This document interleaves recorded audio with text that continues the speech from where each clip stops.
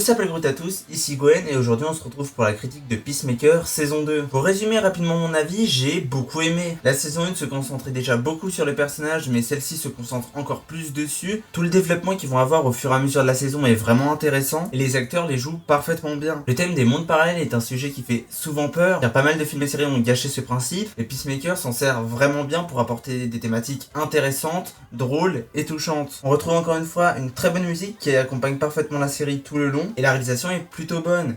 Ce n'est pas du grand art, mais elle sait être impressionnante ou intimiste. Bref, voilà mon avis rapidement. Maintenant rentrons un peu plus dans les détails. Déjà parlons de la saison 1 de Peacemaker et de The Suicide Squad, du coup qui précède cette série. The Suicide Squad, moi c'est un film que j'avais énormément aimé, c'est je pense mon film préféré de James Gunn, mon film préféré du DCU, mais ça après... C'est pas un exploit, on va pas se mentir, vu la gueule des autres films tout simplement. Mais j'avais trouvé vraiment le film génial. Et j'avais plutôt peur pour la saison 1 de Peacemaker parce que ces trucs de personnages qui sont morts. Et en fait, non, ils survivent. C'est souvent très mal maîtrisé. Et j'avais peur aussi du fait que ça soit juste une série qui est faite parce que c'est John Cena qui joue Peacemaker. Du coup, on veut faire une série avec John Cena. Et finalement, non, la série était vraiment géniale. Elle abordait des thématiques intéressantes. Elle était drôle, elle était touchante. Et le personnage de Peacemaker est hyper bien maîtrisé. Ils ont réussi à nous le faire détester dans The Suicide Squad et pourtant après ça ils arrivent à nous le faire adorer. Le personnage est vraiment touchant et John Cena l'interprète parfaitement bien. Les autres personnages sont également très intéressants, que ce soit le personnage d'Adrian qui est hyper antipathique mais qui en même temps arrive à être hyper empathique. Et c'est pareil pour Adebayo qui va se découvrir une âme d'agent secret. Pareil pour Economos qui va avoir un peu plus de courage. Harcourt qui va apprendre à s'ouvrir aux autres. Et la conflictualité du personnage de Murd était vraiment intéressante. Bref, la saison 1 avait des personnages touchants. Elle était drôle, il y avait des super scènes d'action. Et pour cette saison 2, ils ont très bien réussi à poursuivre ce que faisait la saison 1. Alors on va commencer par le négatif, entre guillemets. C'est les scènes d'action. Alors en soi c'est un point négatif parce que elles sont pas très marquantes dans cette saison 2. Et il y en a pas énormément. En même temps s'il y en a moins c'est pour plus se concentrer sur nos personnages. Et pour le coup... on y reviendra pas, mais ça c'est très réussi. Et oui, du coup c'est un peu dommage, il n'y a aucune scène d'action qui m'a réellement marqué dans cette saison 2.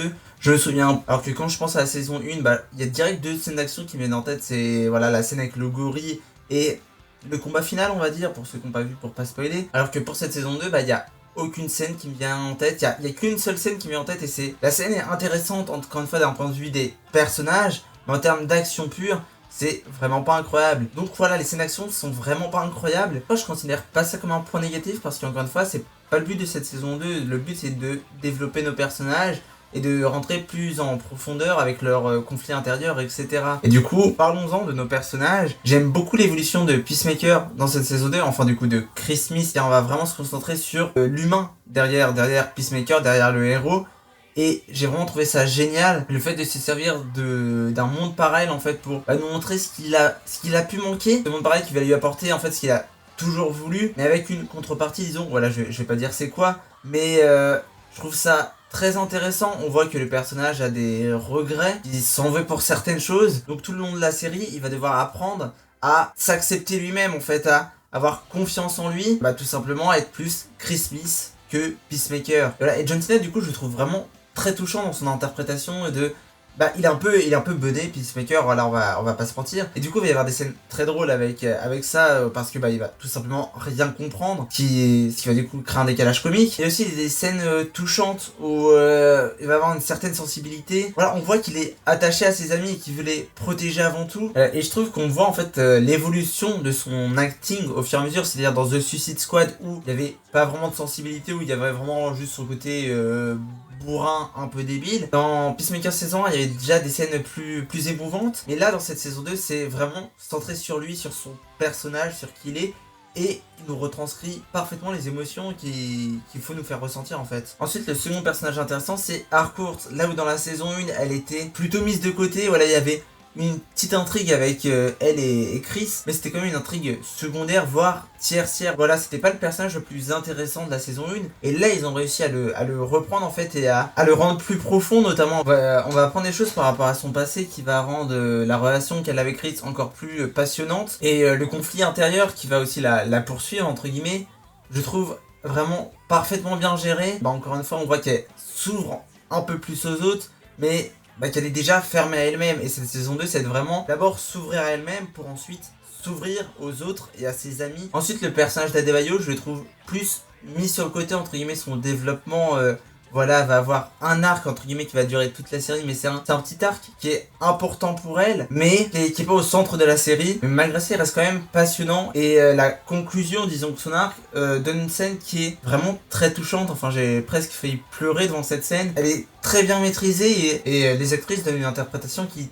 t'attache au personnage et où tu ressens du coup toutes leurs émotions. Même si son arc est plus secondaire, il est quand même très bien maîtrisé, et voilà, et cette scène vraiment de conclusion d'arc, bah je la trouve vraiment géniale. Après, le personnage d'Adrian, je l'ai trouvé vraiment plus touchant dans cette saison. Dans la saison 1, voilà, c'était un peu le comic relief, et il avait pas vraiment d'arc entre guillemets, à part le fait de se faire des amis, mais c'était pas très important. Là, on va voir qu'il a du mal en fait avec les relations humaines.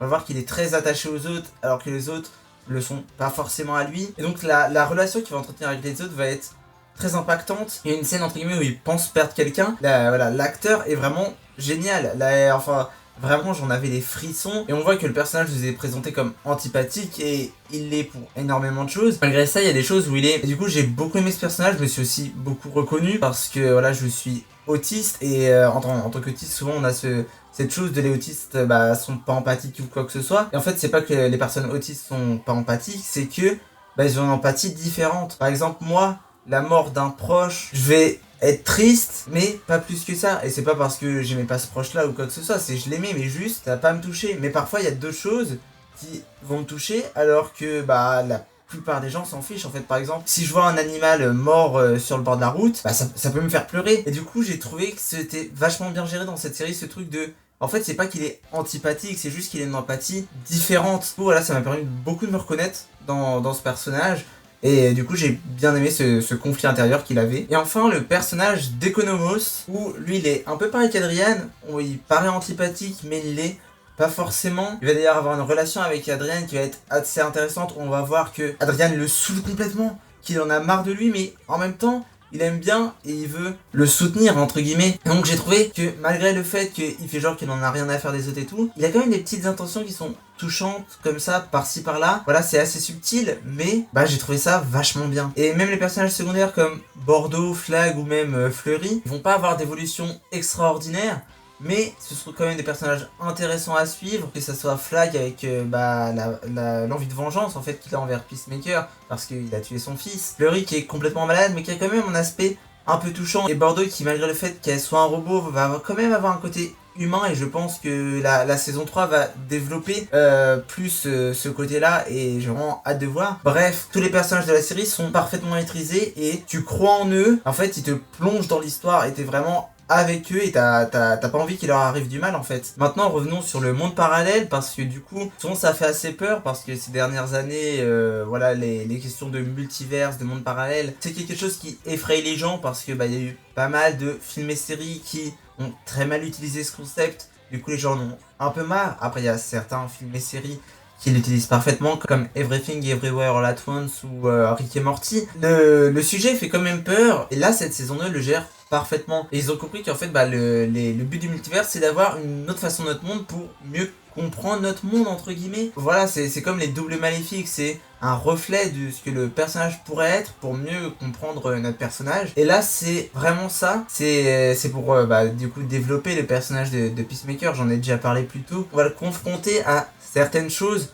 Je veux pas spoiler, voilà, mais des choses qui vont énormément l'impacter, qui vont faire remettre en question sa vie en fait. Et du coup, cet univers-là est vraiment intéressant. Et il y a un twist qui est, entre guillemets, teasé un peu dès le début, mais qui est juste génialissime en fait. Voilà, au moment où ça arrive, tu t'y attends, mais en même temps, personnellement, je m'y attendais, mais j'étais quand même surprise. Et voilà, c'est vraiment hilarant. C'est James Gunn, il arrive parfaitement, parce que c'est lui qui a écrit toute la série, et il réalise, je crois, le premier épisode. Il me semble que c'est le seul qui réalise dans cette saison 2, où on voit son talent d'écriture à la fois, il te sort des trucs complètement loufoques qui sont hilarants, et à travers ça, il arrive à avoir des choses, des scènes touchantes. Et donc j'ai trouvé ça juste génial. Voilà, et la manière aussi dont ils vont se servir de ça pour critiquer certaines choses qui se passent actuellement, notamment aux États-Unis, j'ai trouvé ça vraiment génial. Voilà, bref, le thème des mondes parallèles est parfaitement maîtrisé, et pour moi cette série c'est vraiment la preuve que en soi les mondes parallèles, le multiverse, c'est pas problématique, c'est la façon dont tu l'utilises le problème. mais ça peut apporter des choses intéressantes et c'est ce que fait cette série. Ensuite, revenons rapidement sur la musique. Encore une fois, pareil, c'est une série qui a été écrite et du coup qui est produite aussi, il me semble, par James Gunn. Et ben, on sent son amour pour la musique qu'il y a tout au long de la série. Bon, déjà aussi parce que le personnage de Peacemaker adore le rock des années 80-90. Il me semble. Et donc on va avoir ces musiques tout au long de la série qui correspondent parfaitement. Voilà, c'est vraiment des musiques qui vont être soit très entraînantes, entre guillemets, qui vont nous montrer la joie de nos personnages, ou qui vont être très tristes pour nous montrer la tristesse de nos personnages. Mais chaque musique va être représentative de la scène qu'elle accompagne, et c'est assez bien maîtrisé. Voilà, ça arrive souvent en fin d'épisode, entre guillemets. La musique va arriver pour accompagner ce récit. Cette répétition, en fait, ça permet de suivre un rythme qui va t'attacher à la série et qui va t'impliquer émotionnellement dans cette série. Et voilà, après je ne suis pas une grande connaisseuse en termes de musique, donc voilà, je vais pas vous dire oui, ça c'est de la bonne musique, et voilà, c'est de la vraie musique ou quoi que ce soit. J'y connais rien. Ce que je sais, c'est que j'ai beaucoup aimé et que la musique m'a permis de m'investir encore plus dans la série. Et enfin, dernier sujet, la réalisation. La réalisation est très bien. Alors il y a pas particulièrement de choses extraordinaires dans la réalisation, voilà, c'est pas du grand art ou quoi que ce soit, mais elle arrive à avoir des scènes qui sont quand même plutôt impressionnantes, voilà, qui arrivent encore une fois à nous investir encore plus auprès de nos personnages.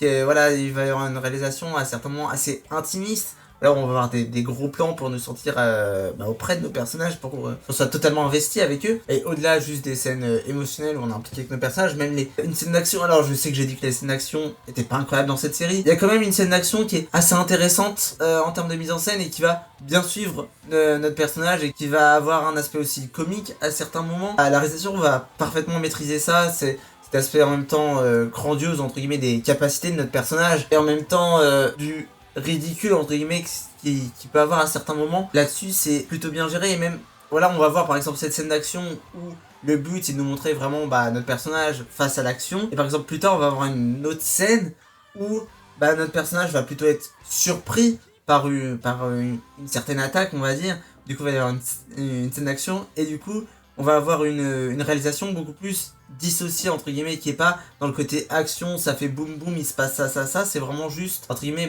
surprenant, que ça arrive d'un coup, et on est comme notre personnage, en fait, on comprend pas vraiment ce qui se passe. Et bref, c'est assez bien maîtrisé là-dessus. Et pareil pour les scènes comiques, ça gère très bien, voilà, les temps de pause, et les silences aussi, pour laisser vivre la blague. Bref, tout ce qui d'un point de vue réalisation, c'est plutôt bien maîtrisé. Après, encore une fois, c'est pas extraordinaire, on n'est pas sur la série la mieux réalisée de tous les temps, mais il y a quand même certaines idées, et la mise en scène arrive à nous impliquer d'autant plus dans cette histoire. Et du coup, c'est vraiment pour ça que j'aime cette série, c'est que chaque aspect de la série, en fait, nous implique dans cette histoire, nous implique dans ces personnages. On s'y attache tout simplement, et on est avec eux, et on a envie de voir la suite. Là, du coup, la fin finit sur un certain cliffhanger, on va dire, qui du coup nous amène probablement vers une saison 3. Et j'ai vraiment hâte de la voir. Et du coup, je vous recommande énormément cette saison 2, et même cette série si vous n'avez pas encore vu la saison 1. Je la trouve parfaitement maîtrisée, avec des personnages qui sont tout simplement génialissimes et incroyablement attachants, incroyablement touchants, incroyablement drôles aussi. Bref, je vous recommande énormément la série Peacemaker.